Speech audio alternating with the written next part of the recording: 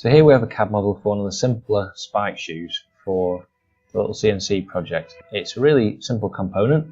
It's got a few operations, quick cycle times, ideal for testing out the new bar stop. So let's have a look at what we've got on the CAM side. We start off with a facing operation. We'll look at some settings. This is out of aluminium. So we've done a constant surface speed, maximum spindle speed of 2000. That puts the G50 in. Then overrunning the spindle.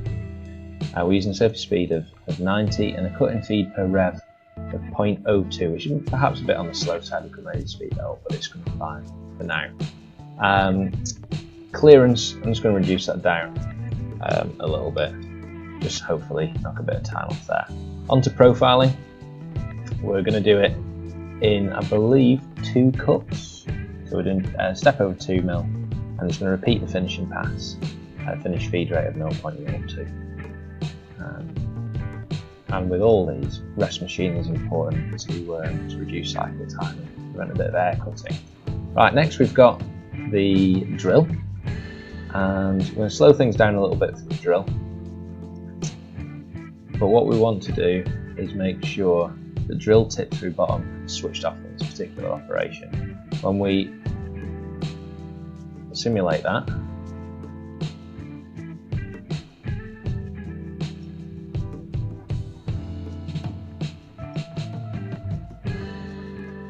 just going to touch the stock.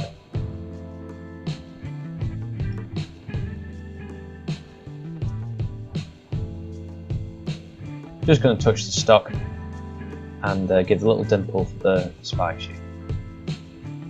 And then the final part, excuse the pun, is to part it off.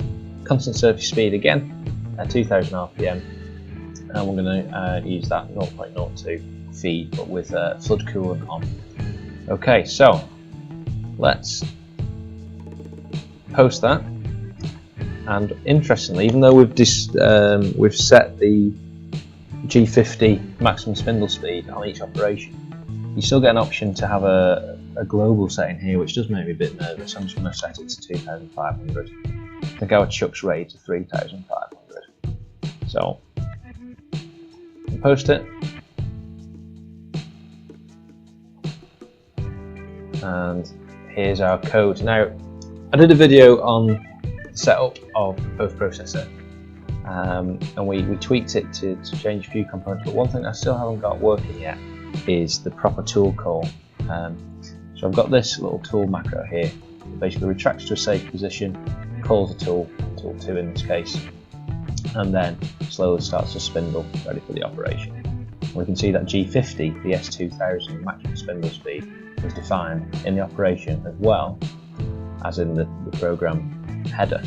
So it profiles, it drills. Now on a different machine, it doesn't have my post processor, so G83 for our particular drill. We're using tool 5. I'll use the macro there, tool 5, and then part in with tool 3. And I need to make sure that this work coordinate system is taken out, so that's not compatible with that tool macro. There we go, that's good to go. Now,